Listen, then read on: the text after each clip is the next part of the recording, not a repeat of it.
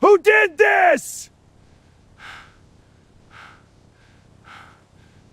The garage smelled like oil and old leather. But it's been so Marcus long. Sullivan sat on a rolling stool, wrench in hand, staring at the engine of a Mr. Roberts, just confirm 1978 no changes to your shovelhead insurance? like it held answers to questions Great. he'd And your stopped pain level asking today? years ago.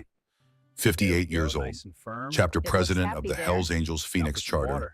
hands Perfect. scarred from 40 years of working on bikes, fighting when necessary, building a life most people would never understand. The fluorescent lights buzzed overhead. Outside, the desert night pressed against the windows of the clubhouse, silent except for the occasional truck passing on the highway a mile away. Marcus wiped grease from his fingers onto a red shop rag, the same kind his father used to carry. Frank Sullivan, dead 24 years now. Operation Desert Storm, they said. Died a hero. Marcus didn't think about his father much anymore. Didn't think about a lot of things. The carburetor was giving him trouble. He'd rebuilt it twice, but the idle was still rough. Sometimes things just needed more time, more patience, more A sound down. Faint, outside the bay door, Marcus paused, wrench hovering over the engine. Living this life taught you to notice the small things, the change in pressure when someone walked too close, the scrape of a shoe on concrete, the difference between wind and breath. He set the wrench down slowly. The sound came again. A shuffle, a scrape, something heavy dragging. Marcus stood his knees protesting too many years on motorcycles, too many crashes that should have killed him, but only left him stiff in the mornings. He walked to the bay door, boots quiet despite his size. His hand reached for the lock. Then he heard it. A voice, barely above a whisper. Marcus Sullivan. He yanked the door up.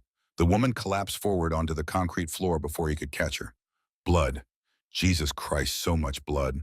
Her gray hair was matted with it, dark and wet. Her face was swollen, one eye completely shut. Her clothes, a floral dress he might have seen on any grandmother at a grocery store, were torn and stained. She was maybe 80 years old, maybe older. Hard to tell with the damage. Holy, Marcus dropped to his knees beside her. Don't move, I got you. Her good eye opened, just a crack, fixed on his face. Help! The word came out, broken. Help! I'm calling 911, just hold on. Marcus pulled his phone from his pocket, hands steadier than they should have been. He'd seen violence, done violence. But this was different. This was someone's grandmother bleeding out on his garage floor at 3 in the morning. 911, what's your emergency? I need an ambulance at 4721 South Desert Road. Woman, elderly, severe head trauma, looks like she's been beaten. The operator's voice cut through the rest. Questions about consciousness, about breathing, about how many attackers. Marcus answered on autopilot, his other hand on the woman's shoulder, keeping her still. She was trying to move, trying to say something. Ma'am, please stay still. Help's coming. Her hands, small, fragile, covered in bruises that looked days old, reached up, grabbed his wrist with surprising strength. Marcus. She knew his name. How the hell did she know his name? Ambulance is 4 minutes out, the operator said. Stay on the line. Marcus looked down at the woman's face. Really looked. Past the blood, past the swelling, past 20 years and 1,000 miles of distance he'd put between himself and everyone who used to matter. His phone slipped from his hand. No. Are you? Sir, are you there? He couldn't breathe, couldn't think. The garage tilted sideways and he grabbed the woman's hand, his mother's hand, and held it like she might disappear if he let go. Mom. Her eye focused on him, just for a second, just long enough for him to see recognition. Relief. Then she went limp. Mom. No, stay with me, Mom. Sirens in the distance. Getting closer. Not fast enough.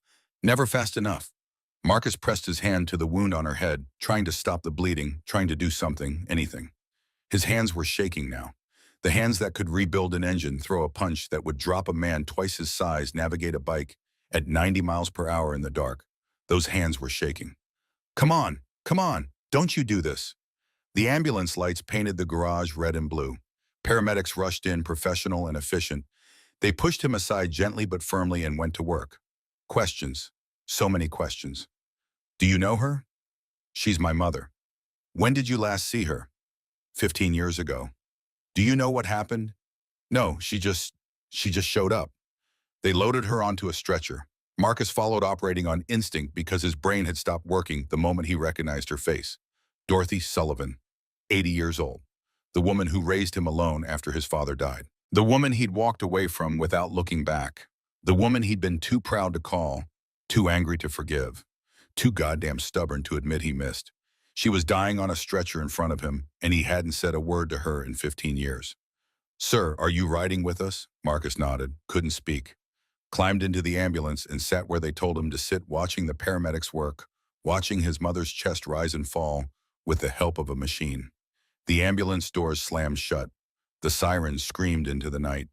And Marcus Sullivan, who'd faced down rival clubs, who'd done time in state prison, who'd buried friends and enemies alike without shedding a tear, put his face in his hands and felt something inside him crack wide open. The emergency room smelled like disinfectant and fear. Marcus sat in a plastic chair designed to be uncomfortable, staring at linoleum tiles that had been cleaned 1,000 times but would never quite look clean. His hands were still covered in her blood, dried now, dark red, almost black under the fluorescent lights. A nurse had offered him towels. He'd refused. Couldn't explain why. Maybe because washing her blood off his hands felt like admitting this was real. "Mr. Sullivan." He looked up. A doctor, male, mid-50s, grayed at the temples, exhaustion around his eyes. The kind of exhaustion that came from too many double shifts and too many patients who didn't make it. Marcus stood. "How is she?" "Let's talk in the consultation room." That wasn't an answer. That was doctor speak for "it's bad." Marcus followed him down a hallway, through a door, into a small room with a table and more plastic chairs. There was a bomb of tissues on the table. That told him everything he needed to know. "Your mother is in critical condition," the doctor said. His name tag read Dr. Thompson. "She has a severe traumatic brain injury, skull fracture, 3 broken ribs, extensive bruising across her torso and arms." Marcus sat down before his legs gave out. "How bad?" Dr. Thompson pulled up an x-ray on a light box mounted to the wall. "The skull fracture is here. We've relieved some of the pressure on her brain, but there's still significant swelling. The next 72 hours are critical." "What are her chances?" 35%. The number hit like a fist to the gut. "The injuries to her ribs are concerning because of her age. One punctured her lung. We've repaired it, but she's on a ventilator." "And Mr. Sullivan," Dr. Thompson paused, pulled up another image. "These bruises, these injuries, they're not from tonight." Marcus looked at the x-ray, saw the shadows, the bone damage that had healed wrong. "What are you saying?" "I'm saying your mother has been suffering abuse for months, possibly longer. The fracture to her left wrist, that's at least 3 months old. It was never properly set. And these burn marks on her forearm, burn marks." Marcus's vision tunneled. The edges of the room went dark, and all he could see was that x-ray. Evidence, proof that someone had been hurting his mother. Systematically, for months. "Who did this?" His voice came out wrong. Too quiet, too controlled. "We've contacted the police. They'll want to speak with you." "Who did this?" The words exploded out of him. He was on his feet, chair flying backward, his fist slamming into the wall hard enough to leave a dent in the drywall. Dr. Thompson stepped back, hand moving toward the emergency call button. Marcus forced himself to breathe, unclenched his fist, blood on his knuckles now, his own this time. I'm sorry. I'm sorry. Mr. Sullivan, I understand this is difficult. Can I see her? She's in the ICU, family only. And given her condition, I'm her son." Dr. Thompson nodded slowly. 5 minutes. She's not conscious. She may not wake up for days, if she wakes up at all. The walk to the ICU felt like miles. A nurse led him through double doors, past rooms with machines beeping, and people dying, to a room at the end of the hall. 5 minutes, she said softly. Marcus stepped inside. The woman on the bed didn't look like his mother. Dorothy Sullivan had been strong, tough. A nurse for 35 years who'd raised him alone after his father died, who'd worked with double shifts and still found time to make sure he did his homework, who'd never once complained about how hard it was. The woman on the bed looked small, fragile, ancient. Tubes ran from her mouth, her arms, her chest. Machines beeped in rhythm with a heartbeat that sounded too slow, too weak. Her face was swollen beyond recognition, both eyes black. Her hands, those hands that had bandaged his scraped knees and taught him how to change oil in a car and slapped him across the face when he came home drunk, at 17 were wrapped in bandages. Marcus pulled a chair close to the bed, sat down, took her hand as gently as he knew how. It was cold. "Mom," his voice cracked. "Mom, I'm here. I don't know if you can hear me, but I'm here." The machines beeped. The ventilator hissed. I'm sorry, God, I'm so sorry. For everything. For all of it. 15 years. 15 years since the fight. Since she'd told him she was ashamed of the life he'd chosen. Since he'd told her she didn't know him anymore. Since he'd walked out and never looked back. 15 years of birthdays he didn't call for. Christmases he spent alone or with the club. 15 years of pride and anger and stubborn refusal to be the one who bent first. And now she was dying. Who did this to you? The words came out choked. Who the hell did this? No answer. Just the beep of machines and the hiss of air being forced into her lungs. Marcus sat there holding her hand until the nurse came to tell him his time was up. He didn't move. Sir, I'm sorry, but just one more minute, please. The nurse looked at his face and nodded, left quietly. Marcus leaned forward, pressed his forehead against his mother's hand. I'll find them, he whispered. Whoever did this, I'll find them, and I will make them pay. I swear to God, I will make them pay. Gunner arrived first. Thomas Gunner Mitchell, 52 years old, vice president of the Phoenix Charter. They'd ridden together for 23 years, fought together, bled together, buried brothers together. Gunner took one look at Marcus's face and didn't ask questions, just sat down beside him and waited. Ghost showed up 20 minutes later. Then Razor. 3 of his closest brothers showing up at dawn because when one of them was hurting, they all felt it. Iron. Gunner's voice was quiet. What do you need? Marcus stared at the floor. I need to know who did this. Police. Coming. Detective's supposed to be here soon. What do you know so far? Nothing. She showed up at the clubhouse, collapsed. I didn't even recognize her at first. His voice went rough. 15 years. 15 goddamn years. And I didn't even recognize my own mother. Razor ex-cop still had connections in the department leaned forward. Iron, this kind of damage. This wasn't random. Someone did this over time. I know. You know where she's been living? No. The admission tasted like ash. I don't know anything about her life. I cut her off, completely. The silence that followed wasn't judgment. These men knew about cutting ties, about burning bridges, about the kind of pride that destroyed families. We'll find out, Gunner said. Whatever you need, brother. We're here. Before Marcus could respond, a woman in a gray suit approached. Mid-40s, dark hair pulled back, eyes that had seen too much to be surprised by anything. Marcus Sullivan. He stood. Yeah. She flashed a badge. Detective Sarah Reeves, Phoenix PD. I need to ask you some questions about Dorothy Sullivan. Was this an interrogation? Should it be? They stared at each other. Marcus had dealt with cops plenty of times. Knew the games they played, knew when to talk and when to lawyer up. But this was different. This was his mother. Ask your questions. Reeves pulled out a notebook. When was the last time you saw your mother? 15 years ago. Her pen paused. 15 years. We had a falling out. I left. Didn't stay in touch. So you don't know where she's been living, who she's been living with? No. Reeves studied him for a moment. Then she said something that made his blood run cold. Your mother has been living in Scottsdale with a man named Donovan Wade, 52 years old, former Marine. And according to her medical records, this isn't the first time she's been treated for injuries consistent with domestic violence. The floor dropped out from under him. What? There was an incident 6 months ago. She came into a clinic with a broken wrist. Told the doctor she fell. They didn't believe her, but she refused to press charges. Refused to give any information about who might have hurt her. Marcus's hands clenched into fists. Donovan Wade. You know him? No, never heard the name before in my life. Well, he knows you, or knew about you. We found evidence at the house your mother kept newspaper clippings, articles about the Hells Angels, pictures of you from years ago. Reeves flipped a page in her notebook. According to public records, your mother legally adopted Donovan Wade in 2009. He was 35 at the time. Marcus sat back down. The room was spinning. She adopted a grown man, apparently. Do you know why she might have done that? No, I told you we didn't talk. I don't know anything about her life. Reeves watched him carefully. Where were you last night between 7 p.m. and 2 a.m.? At the clubhouse, working on a bike. Gunner was there, so were about 15 other guys. Can they verify that? Yeah, and we've got security cameras. Reeves made a note. We're looking for Donovan Wade now. He disappeared sometime yesterday. His truck is gone. His clothes are gone. We have reason to believe he assaulted your mother and fled when she managed to escape. She escaped. Marcus's voice was hollow.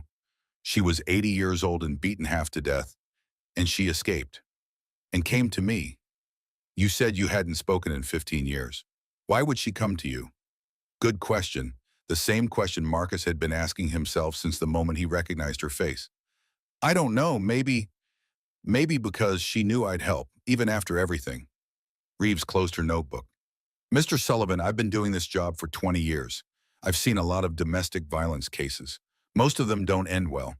The fact that your mother had the strength to leave to find help, that takes courage most people don't have.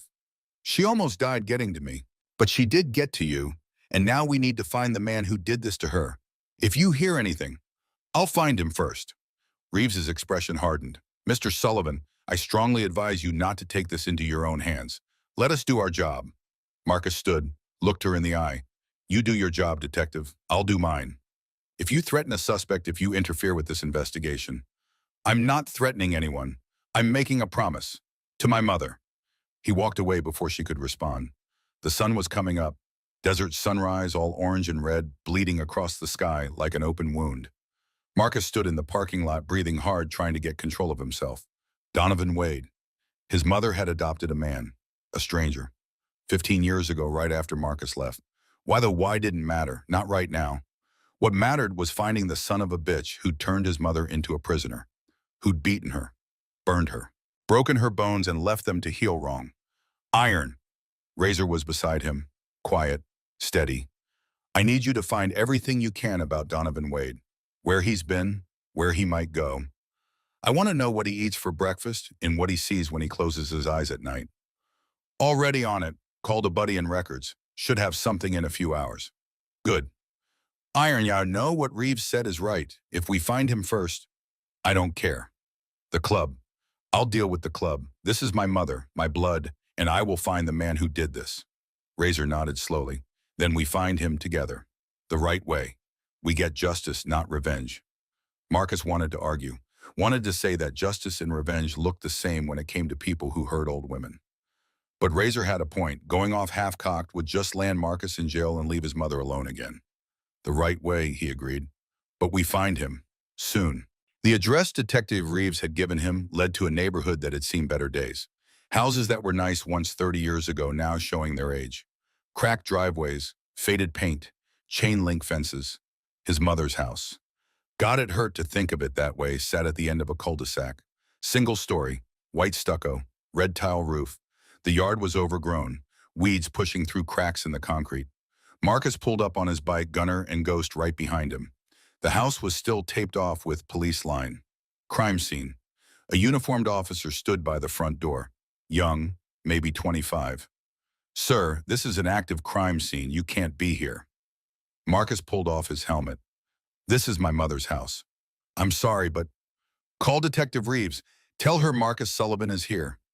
The cop hesitated, then spoke into his radio. A moment later, he stepped aside. The front door was unlocked. Marcus pushed it open. The smell hit him first. Alcohol, sweat, something rotten underneath it all. The living room was a disaster. Furniture overturned, broken glass on the floor, empty bottles everywhere, Jim Beam.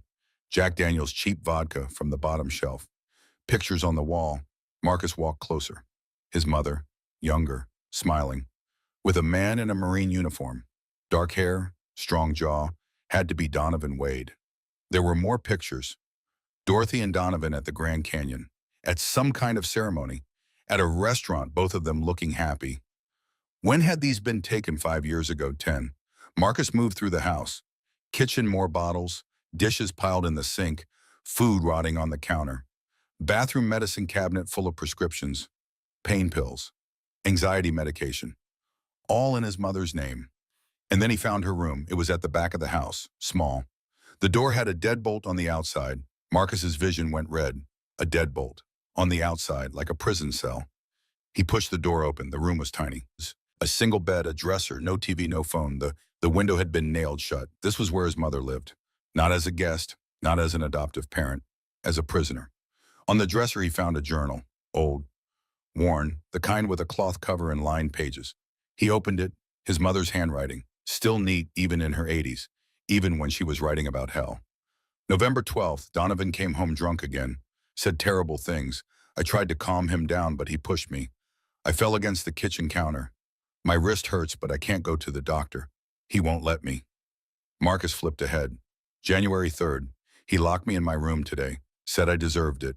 Said I was ungrateful. I don't understand what I did wrong. I gave him everything after Frank died. I thought I was helping. I thought I could save him like Frank did. Frank, his father. Marcus kept reading. March 19th. I tried to call Marcus today. Found his number in my old address book. But Donovan caught me. He took the phone, broke it, broke my hand too. I think some fingers are broken, but I can't tell anymore. Everything hurts. The words blurred. Marcus realized he was crying. July 8th, I have to leave. I know where Marcus's club is. I remember him telling me once years ago, Phoenix, South Desert Road. If I can just get there, if I can just make it to him. He'll be angry, he'll yell, but he'll help me. I know he will, because no matter what happened between us, he's still my son, and I'm still his mother. Blood doesn't forget. The journal fell from his hands. She'd carried this hope for months, the belief that if she could just reach him, her son, who hadn't spoken to her in 15 years, would help her. And she'd been right, but it had cost her everything. Iron. Gunnar was in the doorway. His face was grim. Razor found something about Donovan Wade, about why your mother took him in. Marcus picked up the journal, held it like it was made of glass. Tell me. Donovan Wade served in Iraq 2005 to 2007, Marines 3rd Battalion, 4th Marines. So did your father. Same battalion, same deployment. The world stopped. What? Staff Sergeant Frank Sullivan. He died in Iraq, not Desert Storm, 2007. Official report says he was killed providing cover for his unit during an ambush, saved 6 men. Gunnar paused. One of those men was Donovan Wade. Marcus sat down on his mother's bed. The mattress was thin, hard, like sleeping on stone. My father saved his life. Yeah, and my mother adopted him, to honor my father, to pay a debt she thought she owed. Looks that way. Marcus thought about the pictures in the living room. His mother smiling, Donovan looking clean-cut, happy. When had it changed? When had gratitude turned into abuse? When had the man his father saved become the man who tortured Dorothy Sullivan for months? Razor found something else, Gunnar said quietly. Wade's service record. He was discharged in 2008. Medical discharge. PTSD, severe. He was in and out of VA hospitals for years. Suicide attempts. Violence. The works. My mother tried to fix him. Probably. And for a while maybe it worked. But then it didn't.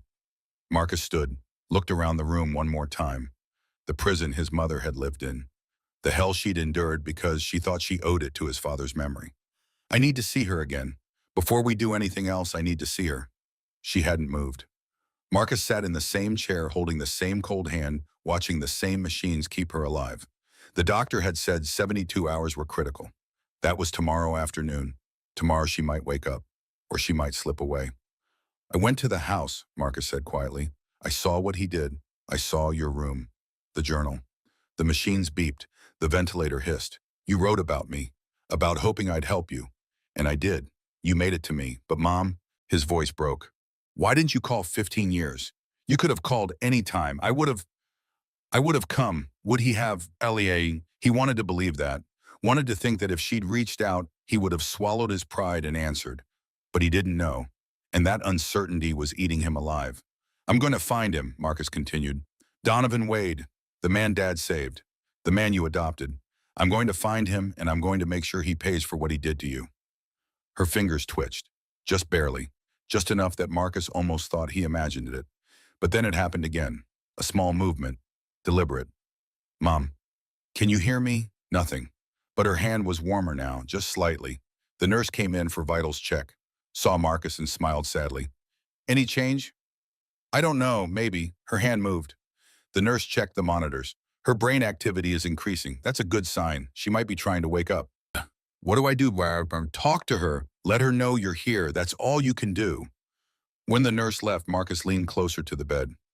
You always told me that Sullivan blood runs deep. Remember when I was a kid and I'd get in fights at school? You'd patch me up and tell me, Sullivans don't quit. Sullivans don't run. He squeezed her hand gently. You didn't quit, Mom. You ran toward help, toward me, and I'm not going to let you down. Hours passed. Marcus didn't move, didn't eat, didn't sleep, just sat and waited and prayed to a God he wasn't sure he believed in anymore. Razor found him in the hallway nursing bad coffee from a vending machine. Got the full background on Wade, Razor said, holding up a folder. An iron? You need to see this. They found an empty consultation room. Razor spread papers across the table. Donovan Wade, 52, Marines 2003 to 2008. Iraq deployment 3 tours. Honorable discharge medical. PTSD, major depressive disorder, substance abuse. Marcus scanned the documents. Service record, medical files, police reports. Wait, police reports, he's got priors, Razor said. Nothing major, bar fights, drunk and disorderly. Did 30 days in county back in 2011 for assaulting a bartender. And look at this. He pulled out another document. 2019, Dorothy Sullivan took out a restraining order against him, then dropped it 2 weeks later. She tried to leave before and went back. Classic abuse pattern. Marcus kept reading. There were hospital records going back years. Dorothy coming in with injuries, always with explanations. Falls, accidents, clumsiness. No one had connected the dots. Or if they had, they hadn't done anything about it. Here's the thing, Razor said. Wade's VA benefits were tied to your mother's address. She was listed as his caretaker. He was receiving disability payments about $3,000 a month. If she kicked him out, reported him, that money stopped. He was using her. Worse than that, look at this. Razor pulled out a will. Dorothy Sullivan's will, dated 2 years ago. Everything goes to you. The house, her savings, everything. Wade gets nothing. Marcus stared at the document, his name in black and white. She changed the will. And my guess Wade found out. That's when the abuse escalated. He knew she was cutting him off. It all made horrible sense. A man with PTSD and addiction problems living off disability and his adoptive mother's generosity. Then finding out she was leaving him with nothing. The anger, the violence, the need to control. Where is he now? That's the question. His truck was spotted on traffic cameras heading east on I-10 yesterday afternoon. Then nothing. He could be in New Mexico by now, could be in Texas, hell could be in Mexico. Marcus crumpled the coffee cup in his fist. He's not running that far. Men like that, they don't run. They hide close, somewhere familiar. What are you thinking? I'm thinking he's a Marine combat vet. He knows how to survive in the field. And if he's got PTSD, as bad as these records say, he's going somewhere that feels safe. The VA, or someplace from his past. Military buddies, old haunts. Marcus stood. I want every place Wade might go, every friend, every relative, every bar he drank at. I want it all. Iron, the cops are looking for him too. The cops don't have what I have. What's that? Marcus looked back toward the ICU, toward the room where his mother lay fighting for her life. Motivation. Marcus stood in the parking lot smoking a cigarette he'd bummed from a nurse. He'd quit 5 years ago. Didn't matter now. His phone buzzed. Text from Gunner. Church meeting tomorrow night. Brothers want to help.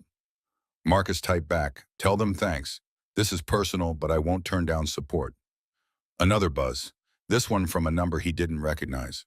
Mr. Sullivan, this is Dr. Thompson. Your mother's condition has stabilized. She's still critical, but showing signs of improvement. Thought you'd want to know. He read it 3 times. Stabilized. Improvement. Not out of the woods, but fighting. Just like she'd fought to escape. Fought to reach him. Fought to survive. Marcus flicked the cigarette away and went back inside. Back to the ICU. Back to the chair beside his mother's bed. I got good news, he said to her still form. You're stabilizing. Doctor says you're a fighter. I could have told him that. He settled into the chair. I've been thinking about that fight we had 15 years ago. You said I was throwing my life away. That Dad would be disappointed.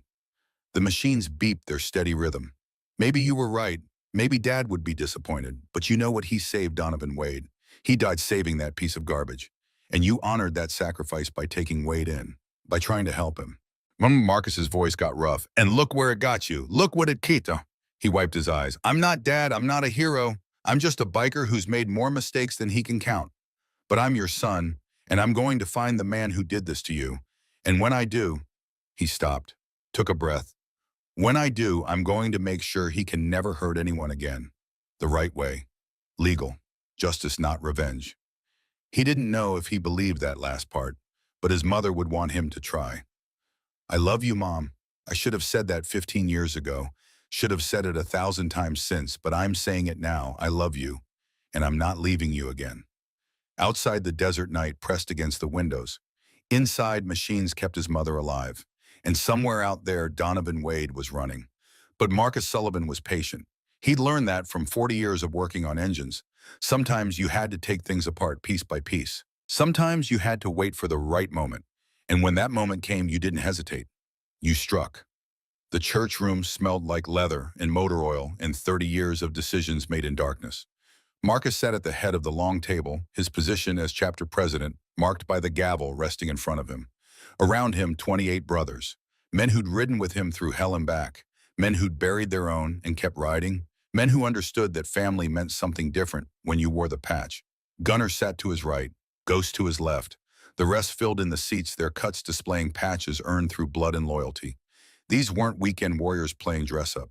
These were men who'd chosen this life and lived it completely. Marcus brought the gavel down once. The conversation stopped.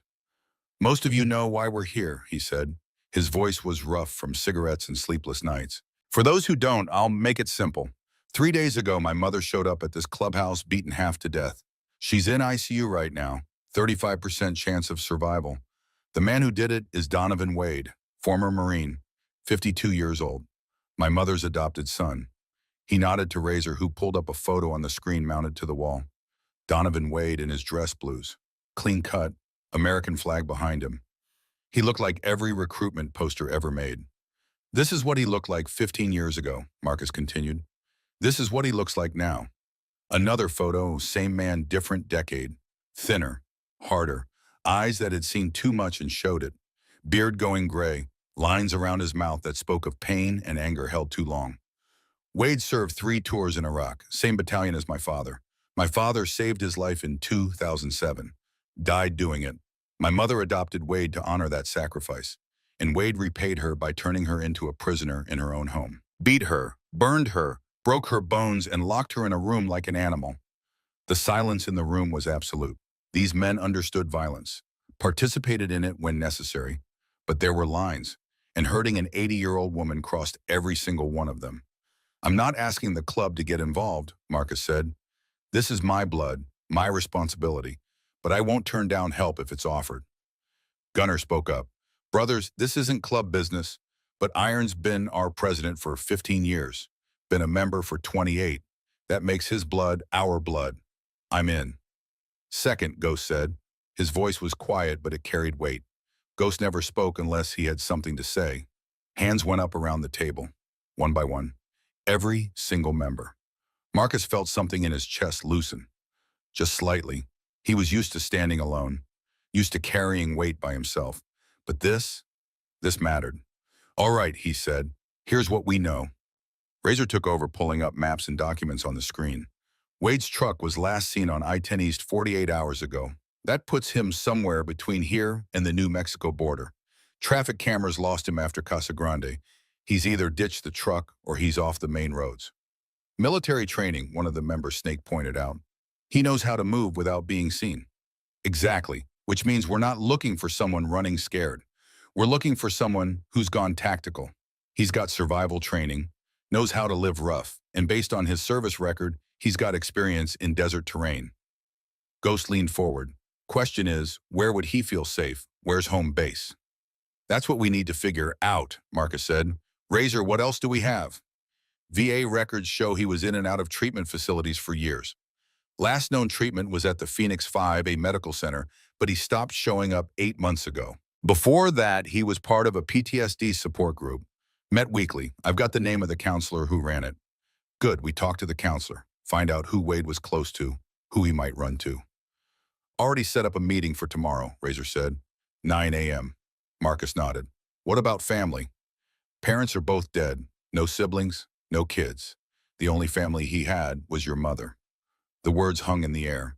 The only family Wade had, and he'd destroyed it. Destroyed her. Friends, Marcus asked. That's where it gets interesting. Razor pulled up another document. Wade was part of a group called Desert Wolves. Veterans group. They meet at a VFW hall in Mesa. Monthly gatherings, camping trips, that sort of thing. Last known activity was 6 months ago. Wade was there. Names. I've got a list. Working on addresses now. Marcus studied the screen. A veterans group. Men who'd served. Men who understood the cost of war. Men who might help one of their own hide. Or men who might give him up if they knew what he'd done. We split into teams, Marcus said. Awesome. Razor, you and I hit the counselor tomorrow. Gunner, you and Ghost track down these Desert Wolves members. Quiet. We're looking for information, not starting a war. Everyone else, you're on standby. If we get a location on Wade, I want to move fast. And when we find him, Gunner asked. Marcus met his eyes. We call the cops. We do this legal. Someone in the back, tiny, ironically 6'4" and 280, spoke up. Iron, with all due respect, that piece of shit deserves worse than a cell. I know, but I made a promise to my mother. No killing. We find him, we make sure he pays, but we do it right. Tiny nodded, but Marcus could see the skepticism, could see it in several faces around the table. These men didn't trust the system, didn't believe in justice that came with lawyers and judges and appeals. They believed in the kind of justice that left bodies in the desert. Marcus understood. He felt it too. The urge to find Donovan Wade and beat him to death with his bare hands, to make him feel every ounce of pain he'd inflicted on Dorothy Sullivan. But he'd made a promise, and Marcus Sullivan kept his promises, even when they hurt. Meeting adjourned, he said, bringing the gavel down. The members filed out, heading to the bar for beer and conversation. Marcus stayed in his seat, staring at Donovan Wade's photo on the screen. You think we'll find him? Gunner asked, hanging back. Yeah, he's not as smart as he thinks he is. None of them are. And when we do, Marcus was quiet for a long moment. When we do, I'm going to look him in the eye and ask him why. Why my mother? Why like that? Why he couldn't just walk away? You think he'll answer? I think he'll try to justify it. They always do. Men like that, they've convinced themselves they're the victim, that the world owes them something, that their pain gives them permission. Gunner sat down.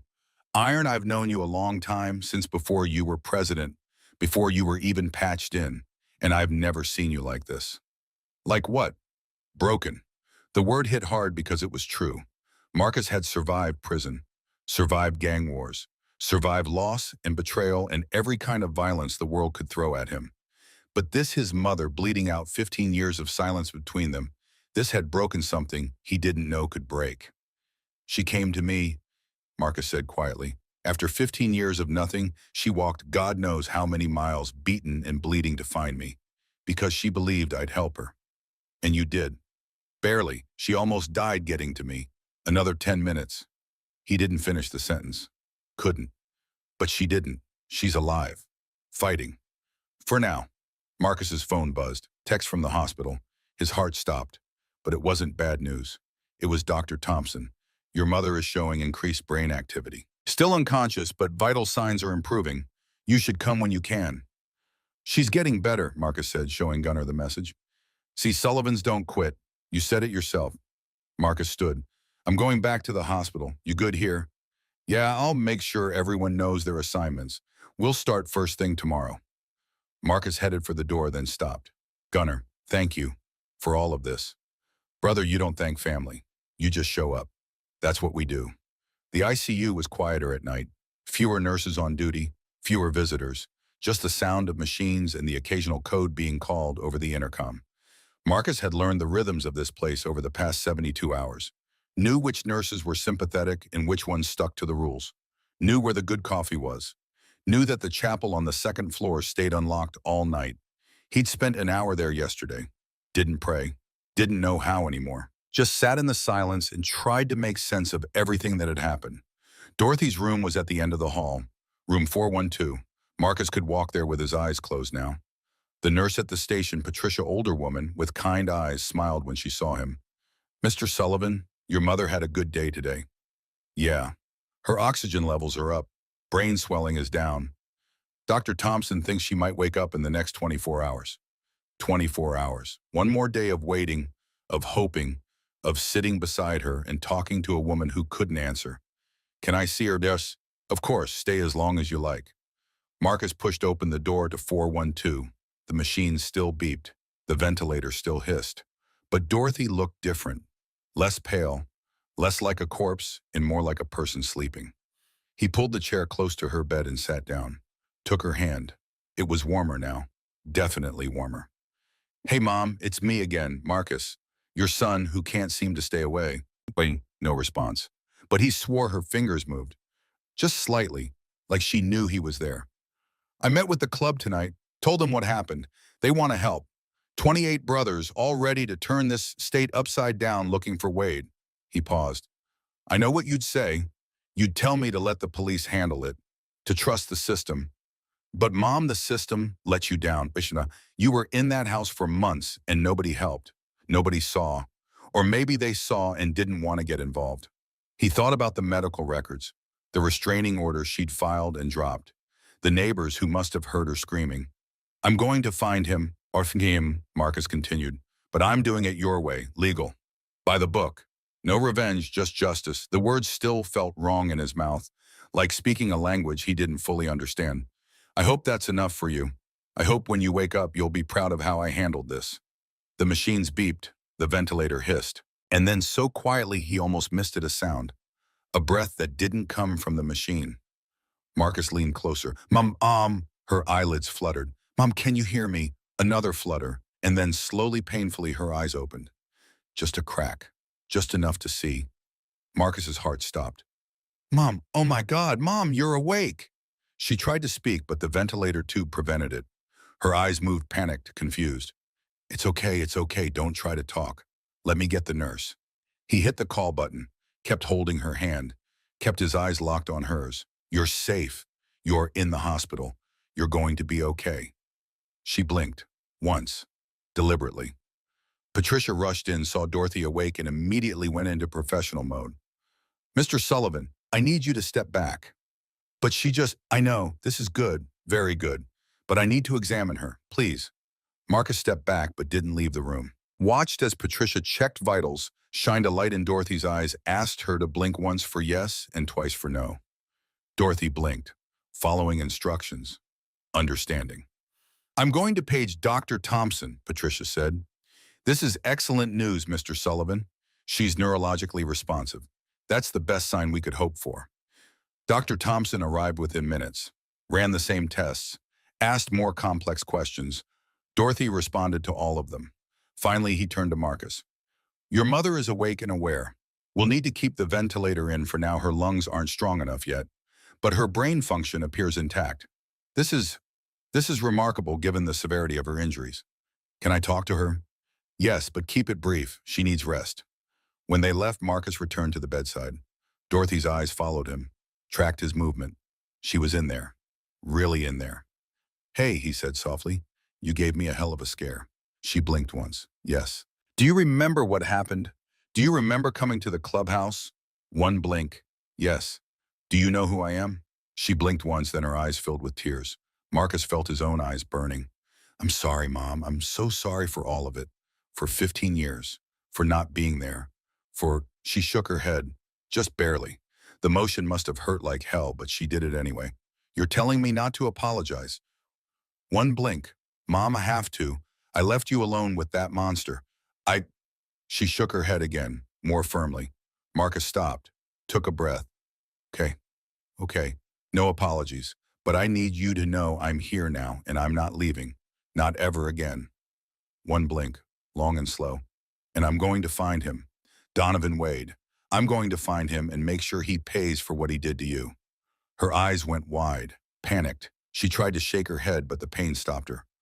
Mom, what's wrong? She couldn't speak, couldn't write, could only blink and hope he understood. Marcus tried to read her, tried to understand what she was trying to say. You don't want me to find him. Two blinks. No, you do want me to find him. One blink. But you're scared. You're scared of what I'll do. One blink, then tears streaming down her face. Marcus understood.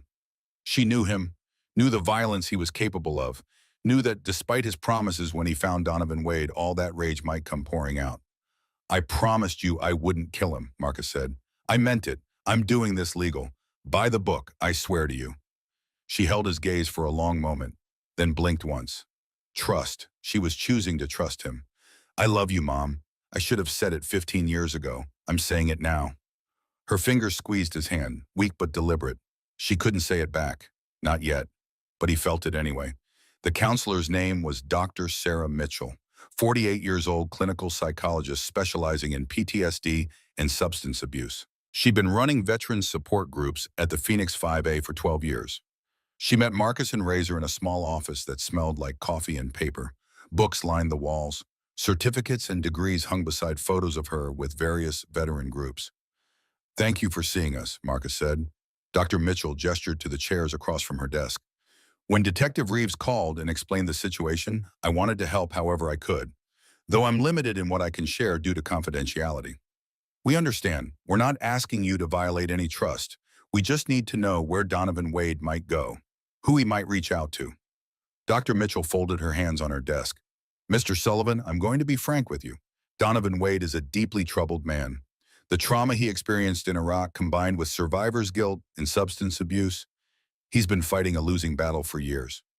That doesn't excuse what he did to my mother. No, it doesn't. Nothing excuses that. But understanding the why might help you find the where." Marcus leaned forward. "So help me understand." Dr. Mitchell pulled out a file. "I can't show you this, but I can tell you generally what's in it. Donovan came to me 7 years ago, court-ordered after an assault charge. He was drinking heavily, using pills, having violent nightmares, classic PTSD presentation. Did he get better? For a while, he was attending group regularly, taking his medication, working with your mother in what he described as a supportive environment. But about 2 years ago, something changed. He started missing sessions. When he did show up, he was agitated, paranoid, talking about feeling trapped. That's when my mother got sick, when she changed her will." Dr. Mitchell nodded slowly. "Financial stressors can exacerbate mental health issues. If Donovan felt like he was losing his support system, his safe place, that could trigger a severe episode. You're making excuses for him. I'm explaining the psychology. There's a difference. What Donovan did is unforgivable.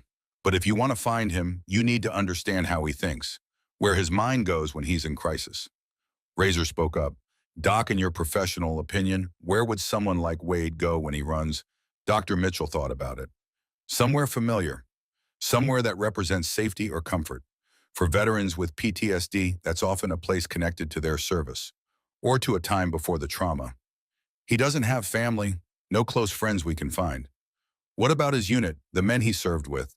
We're tracking that down, but it's been 17 years since his last deployment. Check the Desert Wolves, that's the veterans group he was part of. They did camping trips, wilderness, survival exercises. Donovan talked about them frequently, said they were the only people who understood him." Marcus made a note. "We've got a list of members. Any names stand out?" Dr. Mitchell hesitated. "There was one man, Robert Castellano, former Marine, served with Donovan in Iraq, lost both legs to an IED in 2006. Donovan visited him regularly, talked about him like a brother." You have an address. "No, but I know Robert lives somewhere in the White Mountains, near Pinetop Lakeside. Donovan mentioned it once, said it was beautiful up there. Peaceful. The White Mountains, 3 hours northeast of Phoenix, dense forest, rural, dozens of places to hide." "Thank you, Dr. Mitchell. This helps." As they stood to leave, the counselor spoke again. "Mr. Sullivan, one more thing. Donovan is dangerous right now, not just because of what he did to your mother, but because of where his head is. He knows what he's done, knows there's no coming back from it. Men in that state, they're unpredictable. If you find him, won't approach alone. I'll have people with me." "Good. And Mr. Sullivan, I'm sorry about your mother. From what Donovan said about her, she's a remarkable woman." Marcus nodded, didn't trust himself to speak. The drive up the Mogollon Rim was beautiful in a way that made Marcus uncomfortable. He'd spent his whole life in the desert. Flat land, cacti, heat that could kill you. This was different. Pine trees, cool air, mountains that touched the sky. It felt wrong, like he was driving into someone else's world. Gunnar drove the lead truck. Marcus rode passenger. Ghost and Razor followed in a second vehicle. 4 of them. Enough to handle trouble, but not so many they looked like an invading army. They'd spent the morning tracking down Robert Castellano. Property records showed he owned 15 acres outside Pinetop Lakeside. Remote, no neighbors for miles. Perfect place to hide someone. "You think he's there?" Gunnar asked. "Only one way to find out." They passed through Pinetop, a small mountain town that looked like something from a postcard. Tourists in their summer cabins, kids fishing in the lake. The kind of place Marcus had never understood the appeal of. Turn here, Razor said over the radio reading from GPS. They left the main road, took a dirt track that wound through pines and aspens. After 2 miles, they saw a cabin. Small, log construction, solar panels on the roof, a wheelchair ramp leading to the front door. One vehicle in the driveway. An old pickup, not Donovan's. Park here, Marcus said. We walk the rest. They left the trucks a quarter-mile back and approached on foot. Marcus took point gunner right behind him. Ghost and Razor flanked wide, covering angles. As they got closer, Marcus saw a man in a wheelchair on the cabin's porch. 50s, gray beard, no legs below the knees. He was cleaning a rifle. That's far enough, the man called out. His voice carried authority. Military authority. Marcus stopped, raised his hands. Robert Castellano. Who's asking him? Marcus Sullivan. I'm looking for Donovan Wade. The man's expression didn't change. Don't know him. Yes, you do. You served with him. Iraq 2006. Your brothers. Castellano set the rifle across his lap. Didn't point it. Didn't need to. The threat was clear. A lot of men served with me. Don't remember them all. You remember Donovan. He visits you. Talks about you like family. What do you want with him? Marcus took a step forward, slowly, non-threatening. He beat my mother half to death. Put her in a coma. I want to make sure he faces justice for that. Castellano's expression flickered. Just for a second. Surprise, maybe disgust. Donovan wouldn't do that. He did. I have hospital records, police reports, medical evidence that shows months of abuse. The woman who took him in, who gave him a home, who tried to help him, he tortured her. You're lying. I wish I was. Gunner stepped forward. Mr. Castellano, we're not here to cause trouble. We just need to know if Wade contacted you, if he's been here. Castellano looked at them. 4 men in leather cuts standing in his driveway asking about his brother in arms.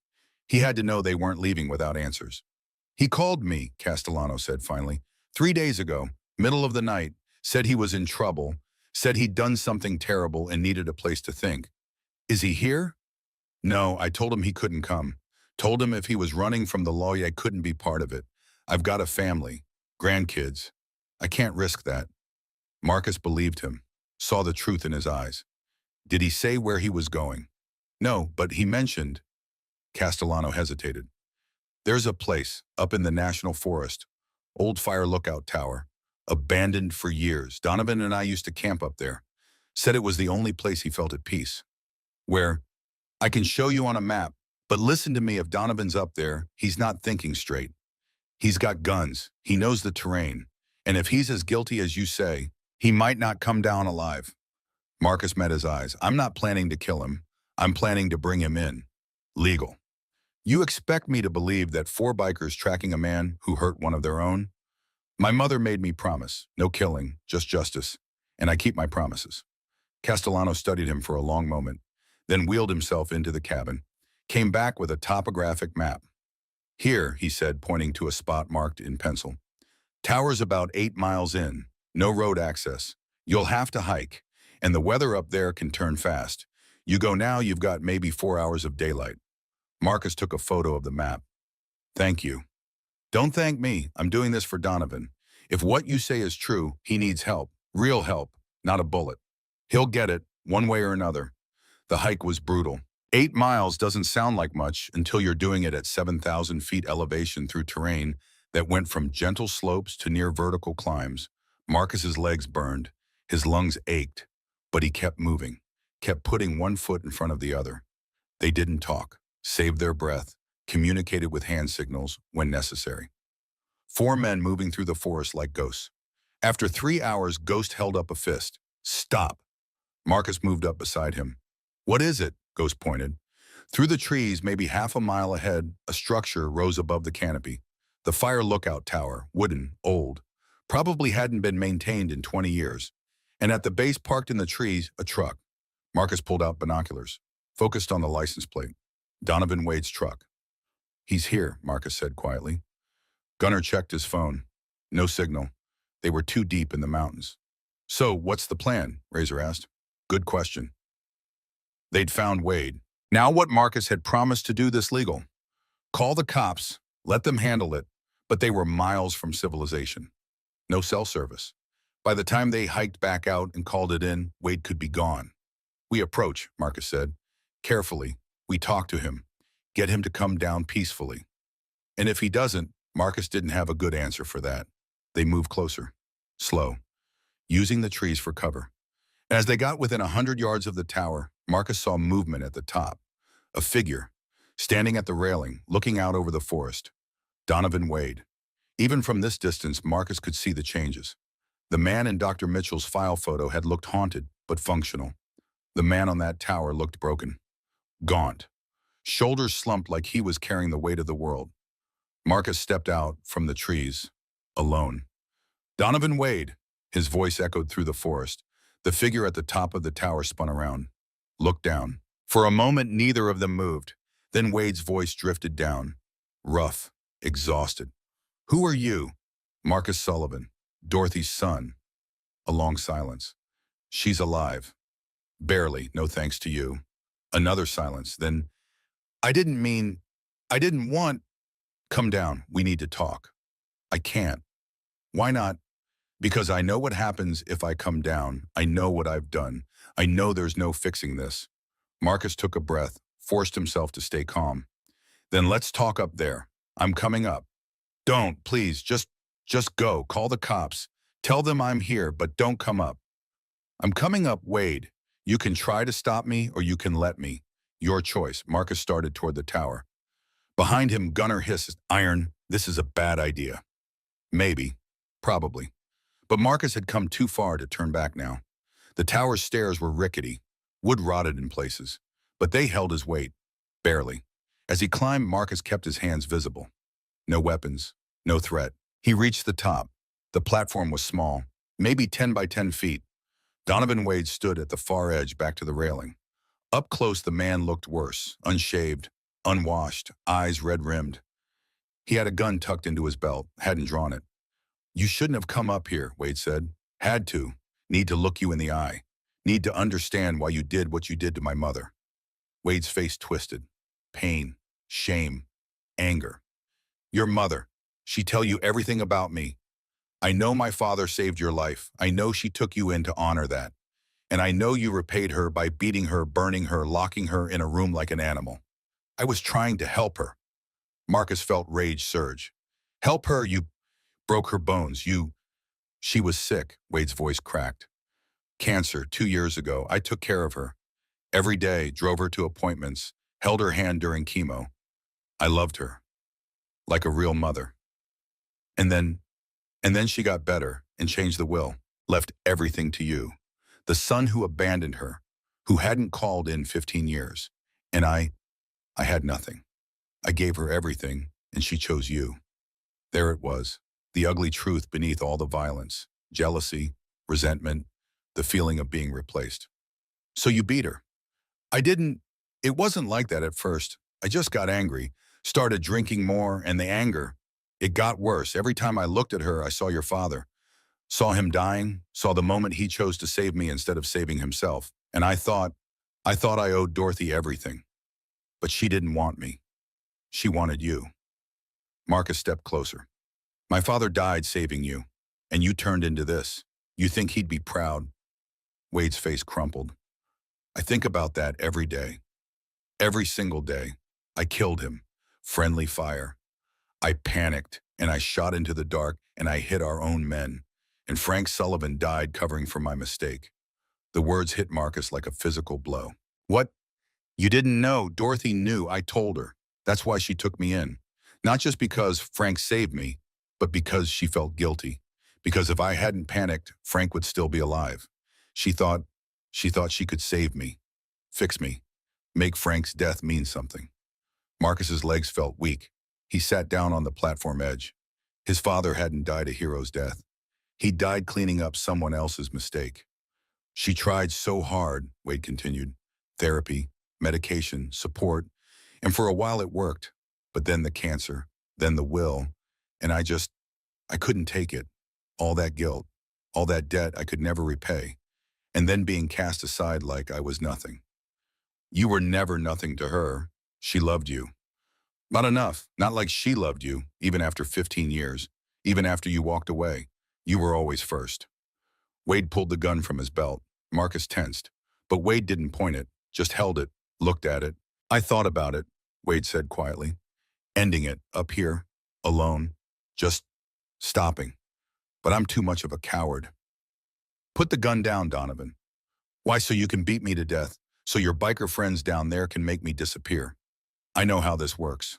I'm not going to kill you. I'm going to bring you in. Legal. You're going to face trial. Face justice. Justice, Wade laughed. Bitter. Broken. There's no justice for what I've done. To Dorothy, to your father, to myself. Maybe not, but that's not your call to make. My mother deserves to see you answer for this. The right way. Wade looked at him. Really looked. She's really alive. Yeah, woke up last night, can't talk yet, but she's in there, fighting. Tears ran down Wade's face. I didn't want to kill her. I don't even know what I wanted anymore. Then help me understand. Come down. Talk to the police. Face what you did. Wade stared out over the forest. The sun was starting to set, painting everything gold and red. Your father was a good man, he said. Best man I ever knew. When I was dying in that street, when bullets were flying everywhere, he came back. He didn't have to. He could have run, should have run, but he came back. And the last thing he said to me was, you're going to be okay. You're going to live. Wade turned to Marcus. I lived, but I never figured out how to make that life worth what Frank gave up. You can start now by doing the right thing. For a long moment, Wade just stood there, gun in his hand, forest spreading out below him, the sun setting on what might be his last day of freedom. Then slowly he set the gun down on the platform, stepped away from it. Okay, he said. Okay, I'll come. Marcus picked up the gun, emptied the magazine, threw both over the edge of the tower. Let's go. They climbed down together, Wade in front, Marcus behind. At the bottom, Gunner, Ghost, and Razor waited, tense, ready. It's okay, Marcus said. He's coming in peaceful. Wade stood there, hands at his sides, looking at these four men who had every reason to hurt him. I'm sorry, he said, for what I did, for all of it. I know it doesn't change anything, but I'm sorry. Marcus pulled out rope from Gunner's pack, tied Wade's hands, not tight enough to hurt, just secure. We've got a long walk back, he said. Let's move while we still have light. 8 miles back through mountain forest with a prisoner. The sun dropping fast behind the pines. Temperature falling with every step. 4 bikers and 1 broken Marine walking single file down a trail that disappeared into shadows. Wade didn't speak, just walked. His breathing labored at this altitude. Stumbled sometimes over roots he couldn't see in the fading light. Marcus caught him once when he nearly went down. Wade looked at him with something like surprise, like he'd expected to be left face down in the dirt. Keep moving, was all Marcus said. No. The forest grew darker, colder, the kind of cold that seeps into your bones when you've been walking for hours. Marcus's legs ached, his shoulders burned from the climb, but he kept the pace steady, relentless. Behind him, Ghost moved like his name suggested, silent, watchful. Razor brought up the rear, occasionally checking their 6. Old cop habits died hard. By the time they reached the trucks, full dark had settled over the mountains, stars appearing overhead, one by one. The Milky Way visible in a way it never was in Phoenix.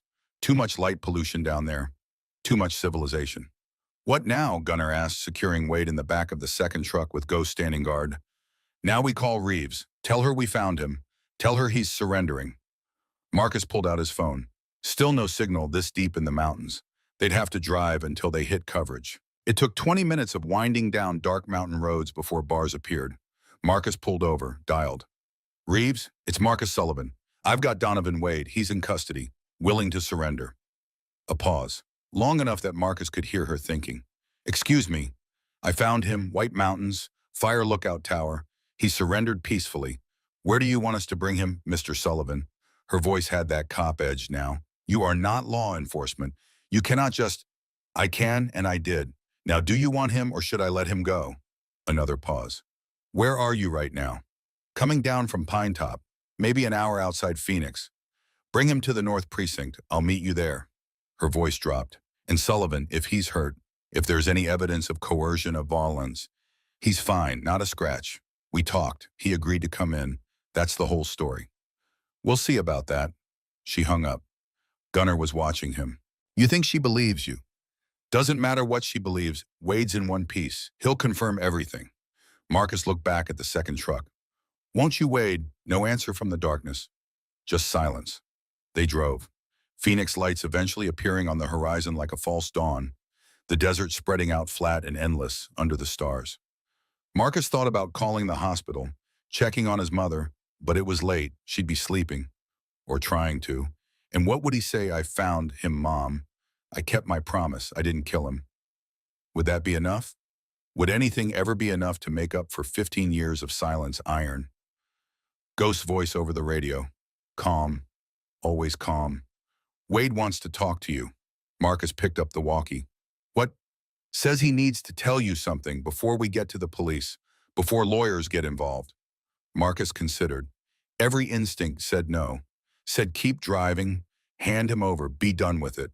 But something in Ghost's voice made him reconsider. Pull over. They stopped on the shoulder of Highway 60, middle of nowhere. Just desert and darkness and the occasional semi-blasting pass making the truck shudder. Marcus got out, walked to the second truck, opened the back door. Wade sat there, hands still tied, looking smaller than he had on that tower. Less dangerous, more human, more broken. What do you want to say? Wade took a breath, released it slowly. Your mother, the journal she kept. Did you read it? Yeah. All of it enough, then you know, about the room, the locks, everything I did. He couldn't meet Marcus's eyes.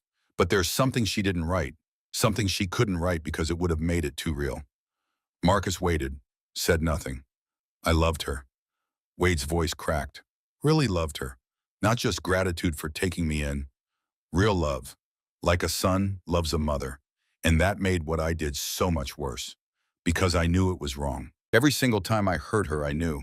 And I did it anyway. Marcus still said nothing. Let the silence stretch. When she was sick, the cancer, I was there every day. Wade's eyes were wet now. Held her hand during chemo. Brought her food when she couldn't eat. Sat with her at 3 in the morning when the pain was too bad to sleep. And I told myself that made up for it. That if I could save Dorothy, it would balance the scales. Would make Frank's death mean something. But she didn't need saving. She beat the cancer. Yeah, and then I found out about the will. Wade's voice dropped to almost a whisper. Found out she was leaving everything to you. The son who abandoned her. Who hadn't called in 15 years. And something broke in me.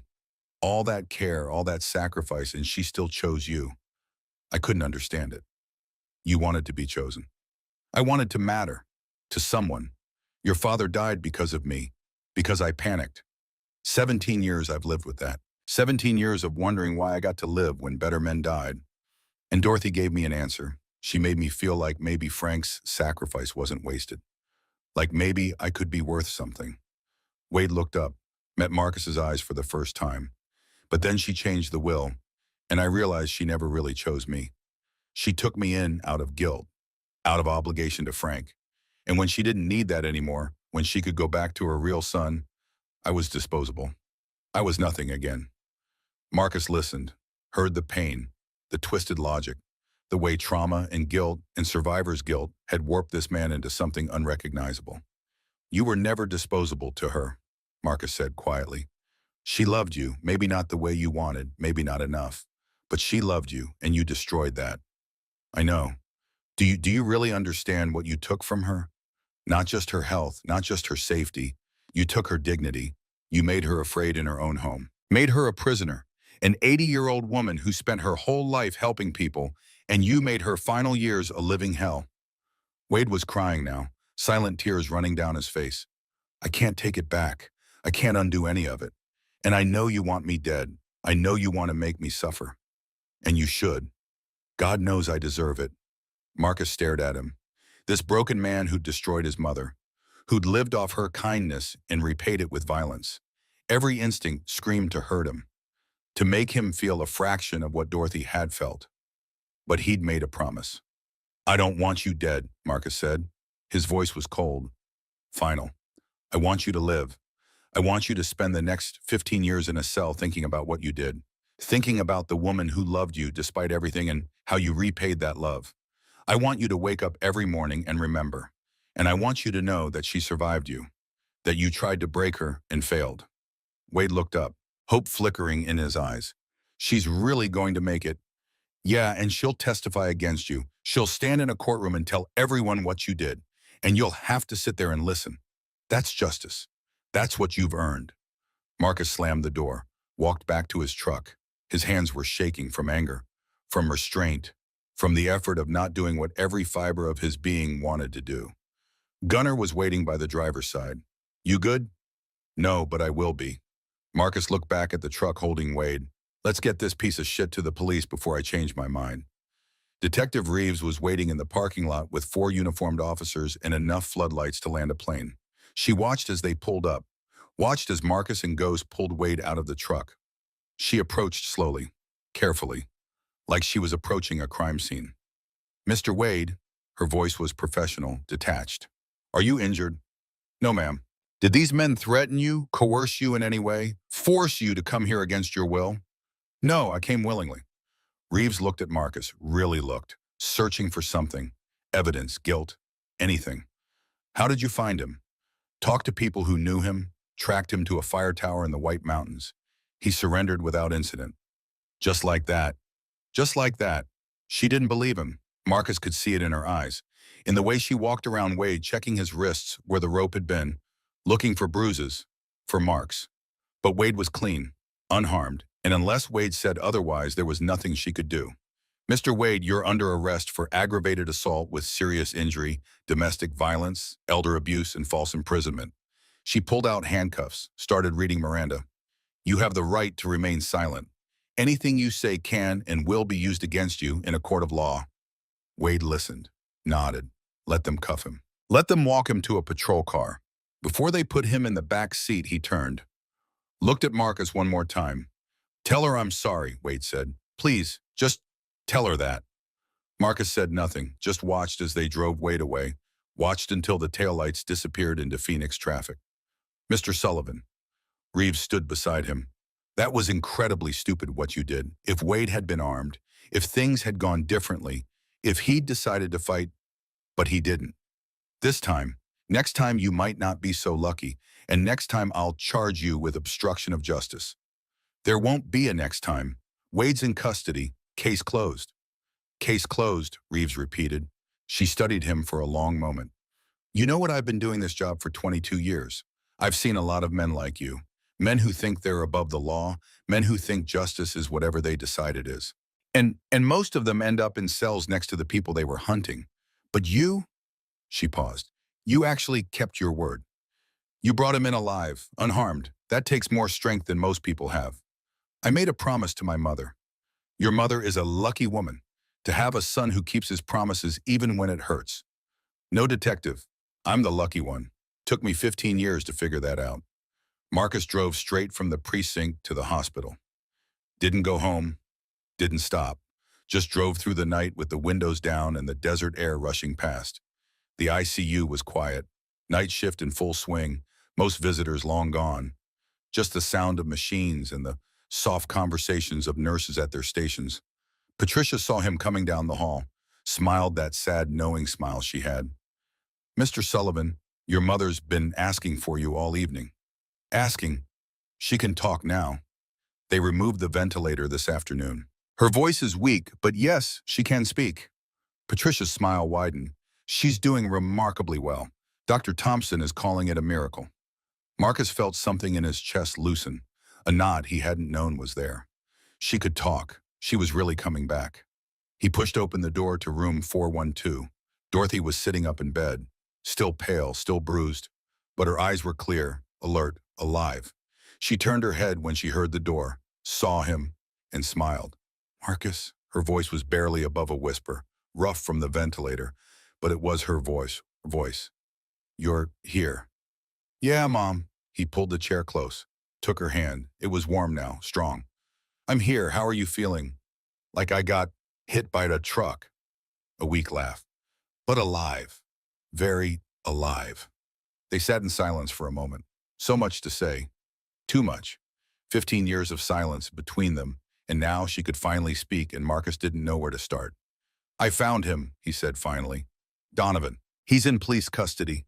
It's over. Dorothy's expression didn't change much, just a small nod.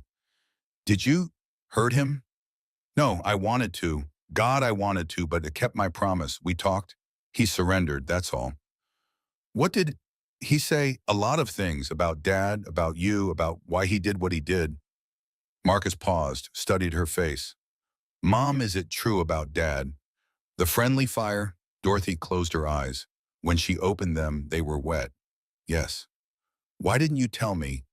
Because you needed to believe your father was a hero.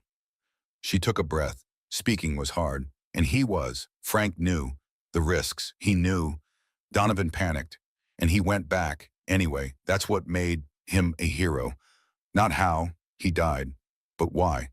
And Donovan, you took him in because you felt guilty. I took him in because Frank would have wanted me to. Another breath. Because that boy, and he was a boy, then Marcus was drowning. In guilt, in trauma. I thought I could help. Until you couldn't. Until the cancer. Until I changed the will. Until he realized I was always going to choose you. She squeezed his hand, weak but deliberate. And I did choose you. Even when you weren't there. Even when we didn't speak. You were always my son. Donovan was my responsibility. But you were my heart. Marcus felt the tears coming. Didn't fight them this time. Just let them fall. I'm sorry, Mom, for leaving, for staying away, for all of it. I'm sorry, too, for pushing you, for not accepting your choices, for making you feel like you had to choose between me and your life. I should have called. I should have called. She smiled. We're both stubborn fools. Sullivan blood. They talked for another hour, slowly. Dorothy's voice gaining strength with each passing minute, talking about everything, about nothing, about the 15 years they'd lost and the time they had left. Eventually, a nurse came in. Mr. Sullivan, your mother really needs rest now. Just 5 more minutes. The nurse looked at Dorothy. Dorothy gave a small nod. The nurse left. They're moving me out of ICU tomorrow, Dorothy said, to a regular room. Dr. Thompson says I'm recovering faster than anyone expected. You're tough, always have been. I had to be raising you alone, she smiled. You were a handful. Still am. I know, but you're a good man, Marcus. Despite everything, despite the choices I didn't agree with, you're good. Your father would be proud. You think I know because I am. Those words, 4 simple words, but they hit harder than anything Wade could have done with his fists. Harder than 15 years of silence. Harder than all the regret and anger and pride. I am proud. Get some rest, Mom. I'll be back tomorrow. Marcus, she caught his hand as he stood, held it with surprising strength. Thank you for finding him, for not killing him, for keeping your promise. I learned from the best, a stubborn old woman who never gives up on anyone, even when they deserve it, especially then.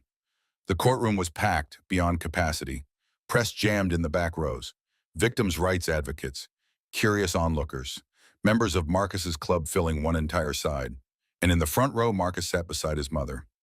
Dorothy looked transformed. Her hair, now silver white, had been cut into a practical short style. The bruises were long gone. She'd gained back the weight she'd lost. She walked with a cane, but she walked. She was alive. On the other side of the courtroom, Donovan Wade sat at the defense table. Orange jumpsuit, shackles on his wrists and ankles. His lawyer, a tired-looking public defender named Morris, sat beside him, shuffling papers with the resignation of a man who knew he'd already lost.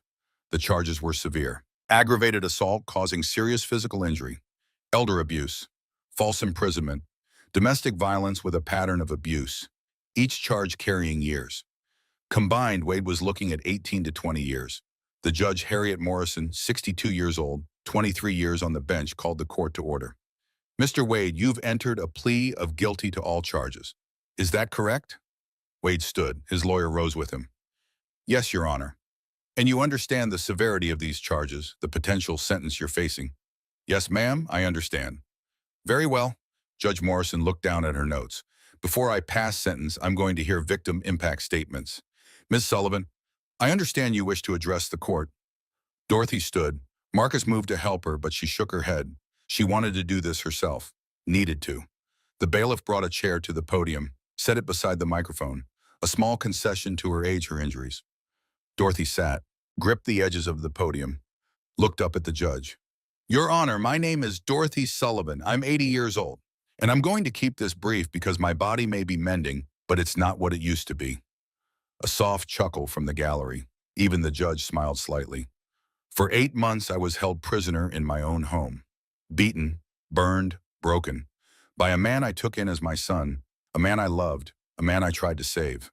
Her voice was stronger now than it had been 3 months ago. Clear, steady, full of a quiet strength that filled the courtroom. I'm not here to tell you how much I suffered. The medical records speak for themselves. The photographs speak for themselves. I'm here to tell you about the man who did this to me. She turned in her chair, looked directly at Donovan Wade. He couldn't meet her eyes, stared at the table in front of him. Donovan Wade is not evil. He's sick. He's a veteran who saw terrible things, did terrible things. In service to this country, he came home with wounds we can't see, wounds that never healed. And instead of getting the help he desperately needed, he self-medicated with alcohol, with anger, with violence. Marcus tensed. Where was she going with this? I'm not making excuses for what he did. There are no excuses. But I want this court to understand something.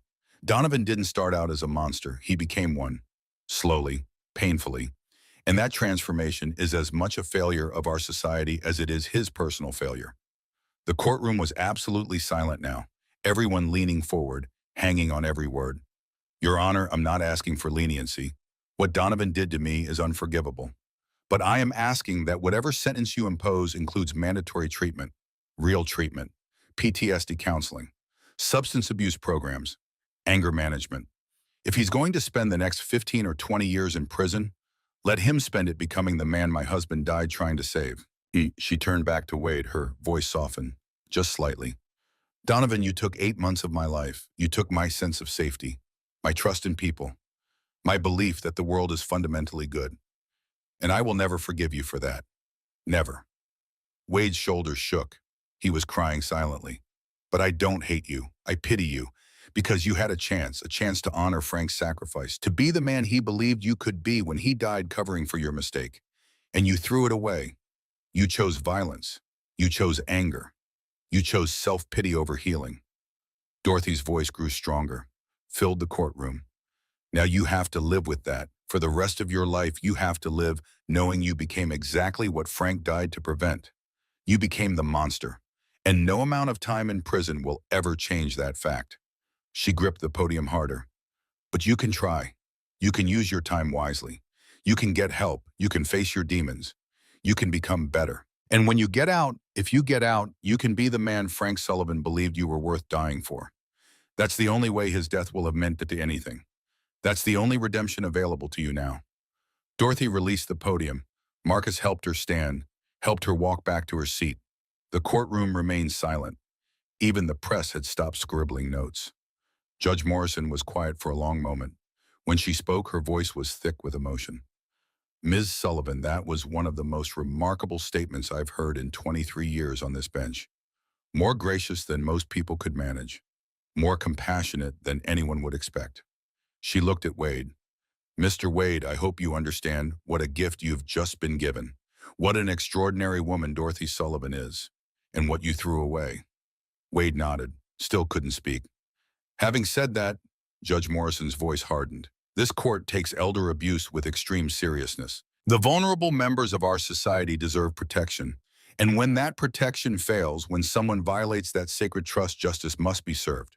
Swift, certain, uncompromising. She looked down at her notes, then back up at Wade. Donovan Wade, I hereby sentence you to 15 years in the Arizona Department of Corrections. You will be required to complete a comprehensive PTSD treatment program, a substance abuse counseling program, and an anger management program. Failure to complete any of these programs will result in automatic denial of parole eligibility. Do you understand my... Yes, Your Honor. Wade's voice was barely audible. Additionally, you are permanently barred from any contact with Dorothy Sullivan or any member of her family. You will immediately surrender any claim to her estate, her property, or her possessions. And upon your release, if you are released, you will be subject to 5 years of supervised probation with mandatory mental health treatment. The gavel came down, sharp, final. Court is adjourned. Guards moved to take Wade away. As they walked him past Dorothy's row, he stopped, looked at her one final time. "I'm sorry," he said, tears streaming down his face. "I know it doesn't mean anything, but I'm so sorry." Dorothy looked at him, really looked, and for just a moment Marcus saw the woman who'd taken in a broken young Marine 15 years ago, the woman who'd tried to save him. "It means something, Donovan. Not enough, but something. Don't waste this chance. Be better than you were. Be who Frank believed you could be." They led him away. Marcus turned to his mother. "You okay?" "No, but I will be." She took a shaky breath. "Let's go home." Press swarmed them the moment they stepped outside. Cameras flashing, questions shouted from every direction. "Miss Sullivan, why did you ask for treatment instead of maximum sentence? Dorothy, do you really believe Wade can change?" "Marcus, how do you feel about your mother's statement?" Marcus put himself between them and his mother. Gunner and Ghost materialized on either side, creating a wall of leather and muscle. "No comment. She's been through enough." Detective Reeves appeared, helped clear a path to the parking lot. "Come on, folks. Give the lady some space. Show's over."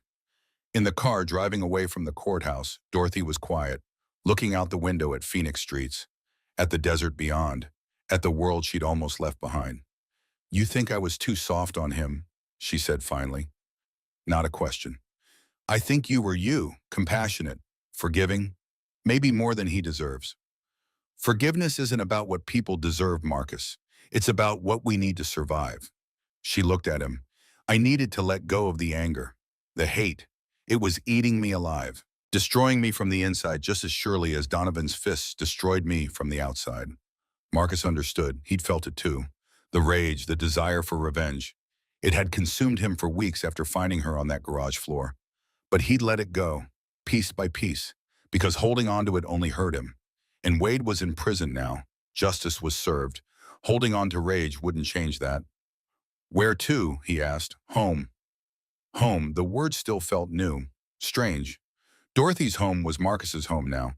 She'd moved in with him 6 weeks ago. Couldn't go back to the Scottsdale house. Too many ghosts, too much trauma. So Marcus had bought a place. Small ranch house on the edge of Phoenix, 2 bedrooms, a yard where Dorothy could garden, close enough to the clubhouse that Marcus could check in on his brothers, far enough that she had peace. They'd settled into a rhythm, breakfast together every morning, coffee on the porch, watching the sunrise. Dinner most nights, though, Dorothy insisted on cooking despite Marcus's protests. They watched old movies, played cards, talked about everything they'd missed in 15 years. It wasn't perfect. Sometimes they argued about small things. Sometimes the silence felt heavy with bigger things unsaid. But they were trying, and that mattered more than perfection. The morning was cool, rare for Phoenix even in November. Marcus and Dorothy stood in front of Frank Sullivan's grave, fresh flowers in her hands. Carnations, red ones, Frank's favorite. Marcus hadn't been here in years, more than years, decades maybe. He'd been so angry after his father died. Angry at the war, angry at a world that kept spinning like Frank Sullivan had never existed. Angry at everything. But standing here now with his mother beside him, he felt different. Still Saban, still aware of everything he'd lost, but grateful too, for the time they'd had, for the lessons Frank had taught him before dying in a desert half a world away. Dorothy set the flowers down, touched the headstone with gentle fingers. "Hey, Frank, brought our boy to see you." Marcus knelt, ran his own fingers over the engraved name. Staff Sergeant Frank Sullivan, beloved husband and father. He died so others might live. "I'm sorry I haven't visited Dad," Marcus said quietly.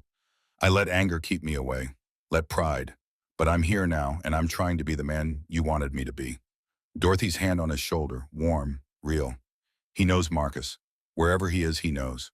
They stood in silence, wind moving through the cemetery, American flags snapping on their poles, row after row of white headstones marking men and women who'd served, who'd sacrificed, who'd come home, or didn't. "Mom, can I ask you something? Anything. Do you regret it, taking in Donovan, trying to honor Dad by helping him?" Dorothy thought about it for a long moment. "I regret how it ended. I regret that I couldn't save him from himself. But no, I don't regret trying. Your father taught me that some things are worth the cost, worth the risk. Trying to save someone, Even when it's hard, even when it fails, that's always worth it. Even after what he did to you. Even then. Because if I let what Donovan did make me bitter, make me stop caring about people, then he wins. And I refuse to let him win. I refuse to let what he did to me change who I am. Marcus stood, looked at his mother. This 80-year-old woman who'd survived hell at home and refused to let it break her spirit. Who'd stood in a courtroom and asked for mercy for the man who'd tortured her. Who still believed in redemption even when she'd seen the worst humanity had to offer. You're stronger than I ever gave you credit for. And you're kinder than you let yourself believe, she smiled. You could have killed Donovan. Should have, by most people's standards. But you didn't. You chose justice over revenge. You chose to be better than your anger. That's real strength, Marcus. I learned from you. And your father, the best parts of both of us. Her smile widened. Even if you did become a biker. Marcus laughed. First real laugh in what felt like forever. Yeah, well, can't win them all. They walked back to the car slowly, Dorothy leaning on his arm. Not because she needed to, she was stronger now. Walking better every day, but because she wanted to. Because after 15 years apart, physical closeness mattered. Touch mattered. Connection mattered. I got a letter last week, Dorothy said as Marcus helped her into the passenger seat. From Donovan. Marcus tensed. What did it say? That he's in treatment. Real treatment. For the first time in 17 years, he's actually dealing with what happened in Iraq. Dealing with the guilt over your father. The PTSD, all of it. You going to write back? I don't know, she looked out the window. The part of me wants to believe he can change, wants to see if Frank's sacrifice can still mean something. But another part, she trailed off, doesn't trust him, doesn't trust myself around him. I spent so much energy trying to save him, Marcus. Maybe too much, maybe that's why I couldn't see how bad things were getting until it was too late, until I was the one who needed saving. Marcus started the car, let it idle. Mom, you're not responsible for his choices. You tried to help. He chose violence. That's on him, not you. I know. Up here, I know. She tapped her temple. But knowing something and feeling it are very different things. They drove in comfortable silence. Through Phoenix streets that were starting to feel like home again. Past the hospital where she'd fought for her life. Past the clubhouse where she'd collapsed 6 months ago. So much had changed. So much had healed. But some scars remained, would always remain. The party had been Marcus's idea. A celebration. 1 year since that night Dorothy collapsed in his garage. 1 year since everything changed. The club had turned out in force. All 28 members, their families, their children. The backyard was packed with leather and laughter. Grills smoking with burgers and ribs and chicken. Music playing from speakers someone had rigged up. Kids running around playing tag while their parents drank beer and told stories. Dorothy sat in a lawn chair under a mesquite tree holding court. Brothers coming up one by one to pay their respects, bringing her iced tea, telling her jokes, asking her advice about everything from motorcycles to marriage. She'd become something of a legend in the club. Ma Sullivan, the woman who'd survived hell and came back smiling. The woman who'd forgiven the unforgivable. Marcus watched from the porch, beer in hand, Gunner beside him. She looks happy, Gunner said. Yeah, she does. How's she really doing, behind the smiles and the parties? Marcus considered the question. Better. Some days are harder than others. She still has nightmares sometimes. Panic attacks when someone moves too fast or raises their voice. But she's working through it. Therapy twice a week. Support group for abuse survivors. She's fighting. Like mother, like son. Yeah. They watched the party. Watched Ghost teaching one of the kids how to throw a football. Watched Razor arguing good-naturedly with Dorothy about whether cornbread should be sweet or savory. This was family, not the one Marcus was born into, not the one Dorothy had tried to build with Donovan, but the one they'd chosen, the one that showed up, the one that mattered. You ever hear from Wade? Gunner asked. He writes to her sometimes, maybe once a month. She doesn't write back, but she reads every letter, says he's making real progress, actually dealing with his demons for the first time in his life. Think he'll stay clean when he gets out. Who knows? That's 14 years away. That's his journey to make. We did our part. Marcus's phone buzzed, unknown number. He almost ignored it, then saw the area code. Pine Top. He answered. Hello, Dieter. Mr. Sullivan, this is Robert Castellano, the Marine from the mountains. We met. Well, you remember. I remember. How are you doing, Mr. Castellano? Call me Rob. I'm calling because I wanted you to know I testified at Donovan's sentencing hearing about his service record, about the kind of Marine he was before everything went to hell. Not to excuse what he did to your mother, but to give context, to give the court the full picture. Marcus was quiet for a moment. I appreciate that. How is she, your mother? Strong, stronger than anyone expected.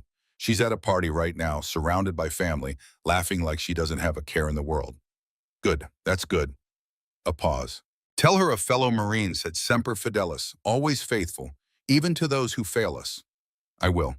And Mr. Sullivan, what you did, bringing Donovan in alive instead of leaving his body in those mountains. That took real strength, real honor. Your father would be proud. Marcus felt his throat tighten. Thank you. He hung up, pocketed his phone, looked at his mother. She was laughing at something Razor had said. Real laughter, the kind that came from deep in the belly and erased years from her face. She caught him looking, waved him over. Come here, you. Stop lurking on that porch and join the party. Marcus walked over, sat on the arm of her lawn chair. She reached up and squeezed his hand. Thank you, she said quietly. Just for him. For what? For this, for fighting for me, for keeping your promise, for giving me a reason to keep fighting. I should be thanking you, Mom, for not giving up, for walking all those miles to find me, for believing I'd help even after 15 years of silence. You're my son. I never stopped believing. The sun was setting, desert sky turning orange and purple and red, music playing, people laughing, the smell of grilled meat and summer heat and motor oil from the garage. This was home, not a place, a feeling, a collection of people who'd chosen each other, who'd fought for each other, who'd bled for each other. Marcus looked at his mother, at his brothers, at the life he'd built and nearly lost and found again. Hey, Mom, he said, I love you. Dorothy smiled, squeezed his hand tighter. I love you too, baby. Always have, always will. It was a Tuesday afternoon. Marcus was in the garage working on a transmission when Dorothy called from the house. Marcus, someone's here to see you. He wiped grease from his hands, walked into the house expecting Gunner or Razor, maybe a prospect from the club. Instead, he found a stranger sitting at the kitchen table. Male, late 50s, wearing a worn leather jacket and carrying the unmistakable bearing of a Marine. Marcus Sullivan. The man stood, extended his hand. Name's David Brennan. I served with your father in Iraq, and with Donovan Wade. Marcus shook his hand slowly, cautiously. What can I do for you? I came to tell you something. Something I should have told someone a long time ago. Brennan sat back down. Can we talk? Dorothy brought coffee, set it down without a word and started to leave. Mom, you should stay. I think you'll want to hear this too. She sat, waited. Brennan took a breath. What you know about how Frank Bolivan died, it's true, mostly. Donovan did panic, did fire into the dark, did hit our own people, and Frank did die covering for that mistake. We know all that, Marcus said. But what you don't know is why Donovan panicked. Brennan looked down at his coffee. There were 12 of us in that street. Ambush came out of nowhere. We were pinned down, taking fire from 3 directions. And Donovan, he didn't just panic. He was trying to save a kid. Iraqi kid, maybe 8 years old, caught in the crossfire. Donovan grabbed him, tried to pull him to cover. That's when he fired. He was shooting one-handed blind, trying to protect this kid with his body. Marcus felt something shift in his understanding. Frank saw what Donovan was doing, saw the kid, and he made a choice. He came back, laid down covering fire, gave Donovan time to get the kid to safety, and when Donovan's weapon jammed, when he was exposed, Frank stepped in front of him. Took 3 rounds meant for Donovan. Brennan's voice broke. I was there. I saw the whole thing, and for 17 years I've watched Donovan destroy himself with guilt. Watched him forget that he was trying to save a life too. That Frank didn't die for nothing.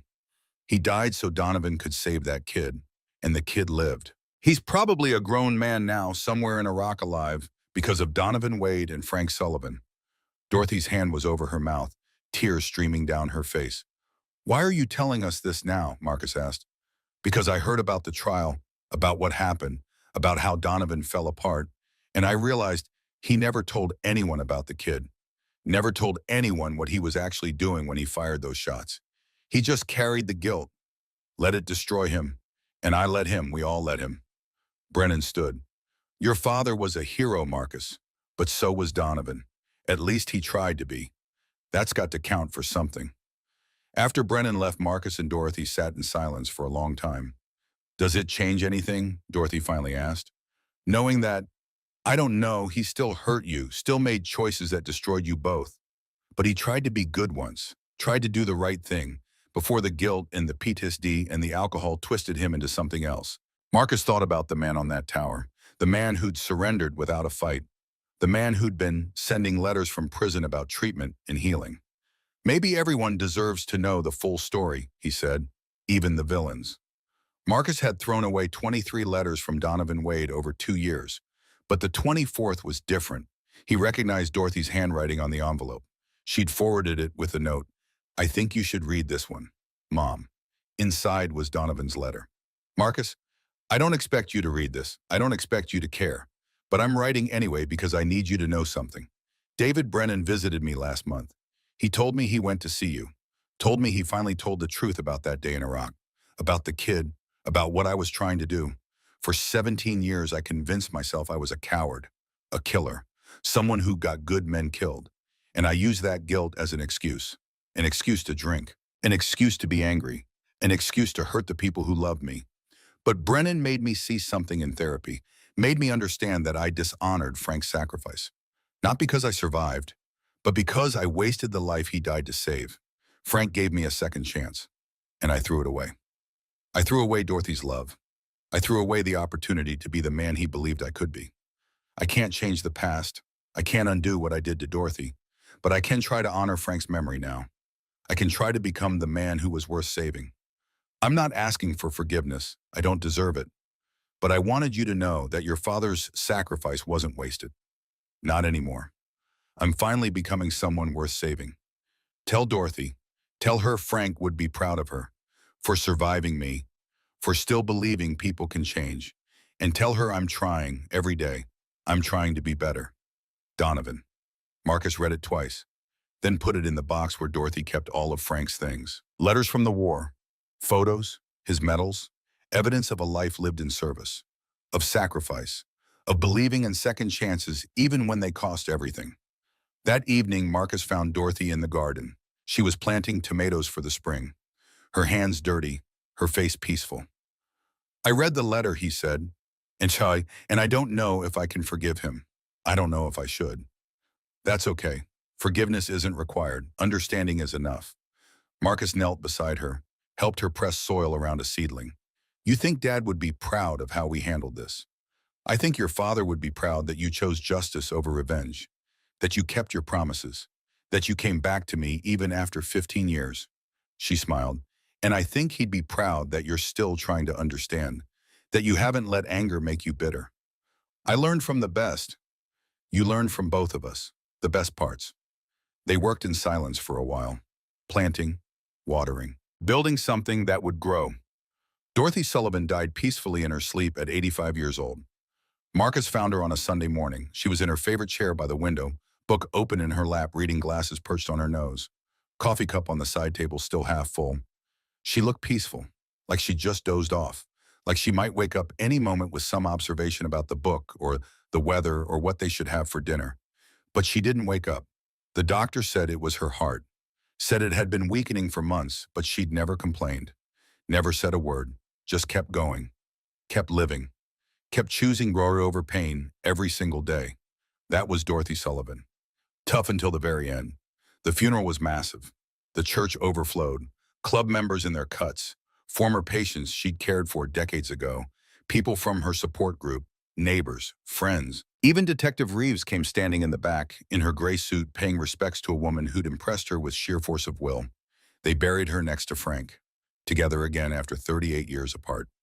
Marcus stood at the grave after everyone else had left, looking at the two headstones side by side.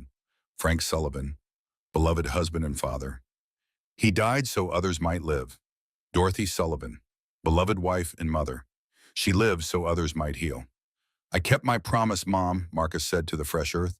Took care of you, made your last years good ones, happy ones. I hope that was enough.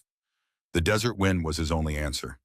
1 week later, a letter arrived from Arizona State Prison, from Donovan Wade. Marcus stood in his kitchen holding the envelope. Part of him wanted to throw it away unopened, but he thought about his mother, about her capacity for compassion even in the face of cruelty. He opened it. Marcus, I heard about Dorothy's passing. I don't have the right to grieve. I don't have the right to feel anything. But I'm writing anyway because I need you to know she was the best person I ever knew, and I destroyed that. I will live with that shame every day for the rest of my life. But I want you to know the last 5 years I've been different, better, because of the chance she gave me. The treatment programs, the therapy, the opportunity to face what I did and why I did it. I'm not the man who hurt her anymore. I'm not saying I'm good. I'm not saying I deserve anything, but I'm not that monster. She did that. Even after everything, she saved me. Just took 5 years in a cell to make it stick. I hope she died knowing that her faith in people, even broken people like me, wasn't wasted. That Frank's sacrifice finally meant something because I finally became someone worth saving. I'm sorry for your loss. I'm sorry for everything. But thank you for not killing me, for giving me the chance to become better. Your father would be proud of you. And Dorothy was proud of you. Every day. She told me once in a letter I didn't deserve that you were the best man she knew. She was right. Donovan Wade. Marcus read it 3 times, then carefully folded it and placed it in the box with Dorothy's things. Letters, photos, the journal from that house in Scottsdale, Frank's medals, evidence of lives lived fully, messily, with more love than sense sometimes, but fully. He missed her, would miss her every single day for the rest of his life, but he was grateful too, for the 5 years they'd had together at the end, for the reconciliation, for the chance to say everything that needed saying. Not everyone got that. Not everyone got to make peace before the end. Marcus Sullivan had. And that was enough. Marcus stood in the garage working on the same 1978 shovelhead he'd been rebuilding the night his mother collapsed at his feet. Seemed fitting somehow, coming full circle, full on. The carburetor was finally working right. After all this time, all this effort, sometimes things just needed patience. Time to heal. His phone rang, unknown number. He almost didn't answer. Hello, Mr. Sullivan, this is David Brennan. We met a few years back. I served with your father. I remember. How are you, Mr. Brennan?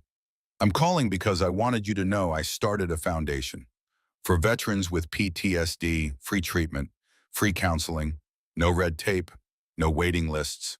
We're calling it the Frank Sullivan Memorial Foundation. Marcus felt something catch in his throat. That's good. And I wanted to ask your permission to add Dorothy's name to it. The Frank and Dorothy Sullivan Foundation. They both saved lives, both believed in second chances. Seems right they should be remembered together. Yeah, that seems right. There's one more thing. We've got funding for our first residential treatment facility. It's going to serve 50 veterans. And we'd like to name it after you, the Marcus Sullivan Recovery Center, because you showed us that justice and compassion don't have to be enemies, that you can hold people accountable and still believe in their ability to change. Marcus sat down on his work stool, the same one he'd been sitting on that night. I don't know what to say. Say yes. Say you'll let us honor what you and Dorothy did, how you handled an impossible situation with grace. Marcus thought about his mother, about her standing in that courtroom asking for treatment instead of vengeance, about her living her last years without bitterness, without hate. Okay, yes, but on one condition. Name it. Donovan Wade gets to be part of it when he's released. If he's released, he helps run the programs. He tells his story. He becomes living proof that people can change. Silence on the other end of the line. Then you're serious. My mother believed in him, even after everything. I think she'd want him to have that chance. Then that's what we'll do. After the call ended, Marcus sat in the garage for a long time, looking at the shovelhead, at the tools on his workbench, at the photo of his parents he'd hung on the wall, Frank and Dorothy Sullivan, young and in love and full of hope for the future. They'd both sacrificed so much, both given everything. And in the end, their legacy wasn't just Marcus. It was every person who'd learn from their example, every veteran who'd get help because of Frank's name, every abuse survivor who'd find hope because of Dorothy's story. That was worth something, maybe worth everything. Marcus picked up his wrench, went back to work on the bike. Outside, the desert sun was setting. Another day ending, another day survived. And Marcus Sullivan's son brother, biker survivor, was at peace. Finally, completely, at peace.